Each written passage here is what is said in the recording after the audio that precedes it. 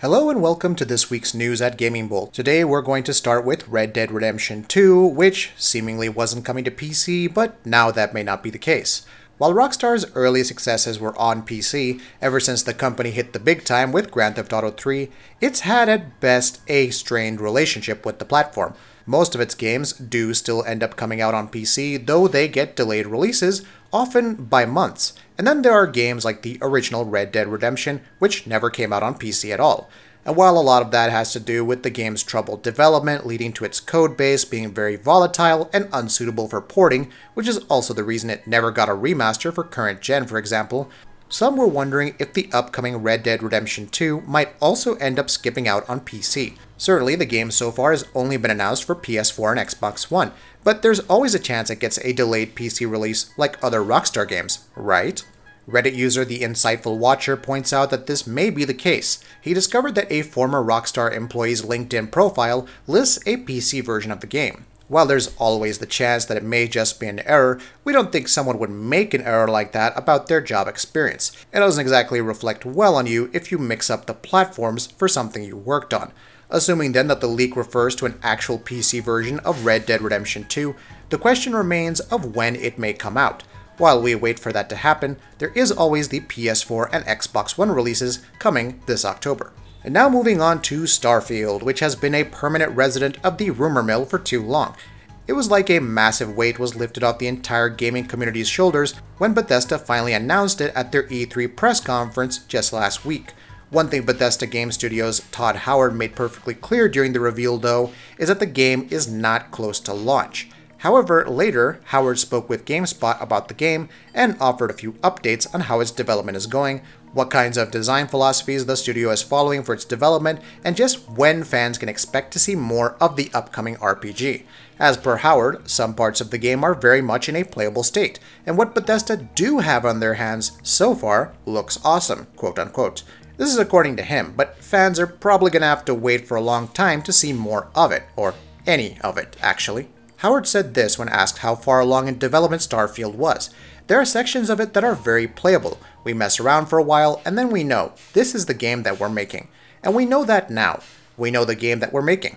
There are some specific design challenges that we know we'll have to deal with because we're doing some new things. He continued, there are sections of it you can play. One of the reasons we decided to announce it is because it's looking awesome. We're really confident, like this is the game we're definitely doing, we have runway in front of us, we know it's happening. However, when Howard was asked if the fans can expect to see or hear more of the game anytime soon, he said everyone should be very, very patient.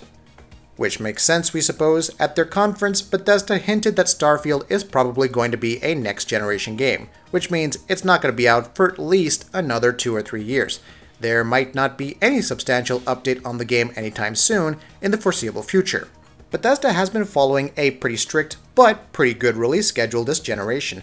They usually announce a game, and within months that game is released to the awaiting masses in all its final glory. This doesn't apply for all of its releases, but we've definitely seen it with Fallout 4 and Fallout 76, along with other non-Bethesda titles. This E3 though, they changed things up a little bit. Not only did they announce Starfield, a game which they said very clearly is scheduled for a next-generation launch, which means it's at least 2 or 3 years away, they also confirmed that they're working on The Elder Scrolls 6, and that will be out even after Starfield. And while that might seem like the game is at least half a decade away, with its potential release window completely up in the air, that may not necessarily be the case. Or so Bethesda Game Studios' Todd Howard claims. Speaking to GameSpot, Howard confirmed that Elder Scrolls 6 is in the very early stages of development.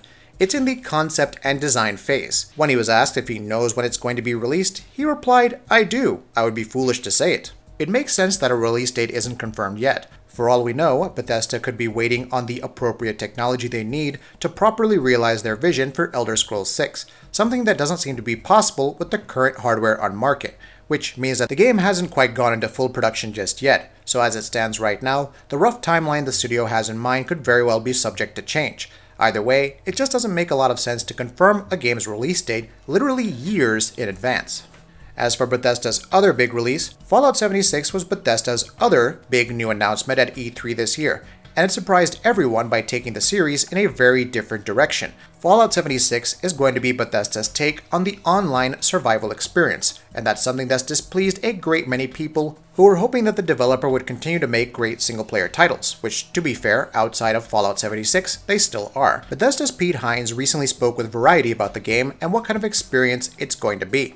Though he explained that it's completely the player's choice if they don't want to play the game due to its online nature, he still feels that a lot of people haven't understood what kind of game Fallout 76 is going to be, and that if you do want to make the decision not to play it, you should do so once you've understood just what exactly it is.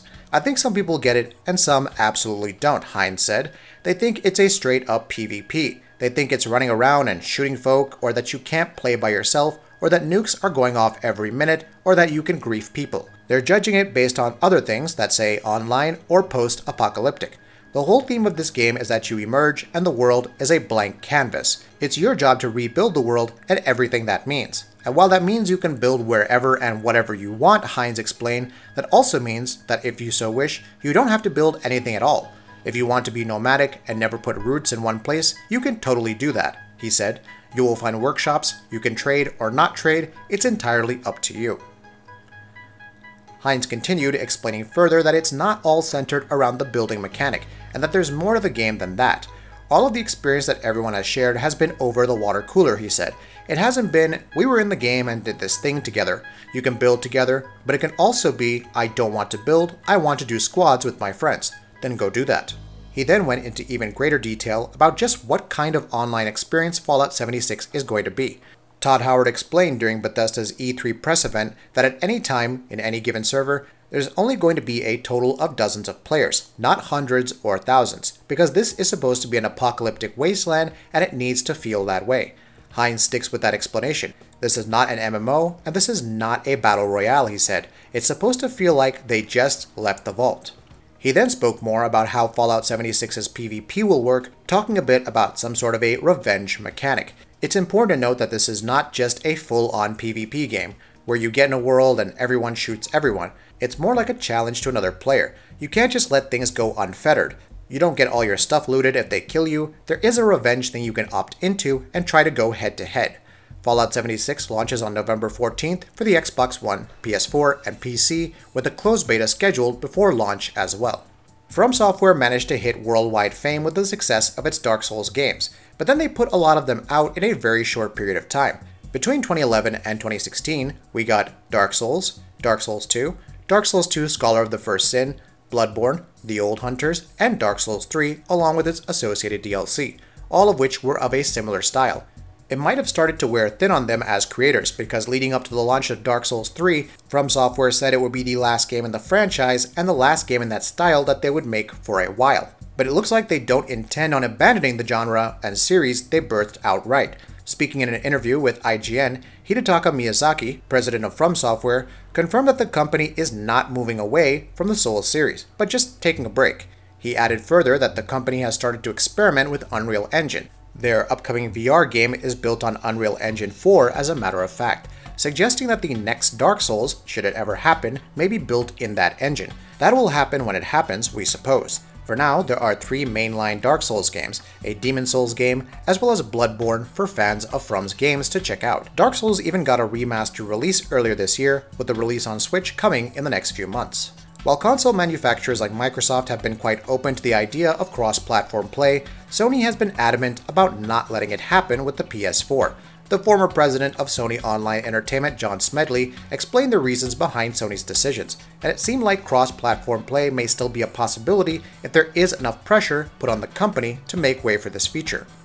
Smedley took to Twitter and stated, "When I was at Sony, the stated reason internally for this was money.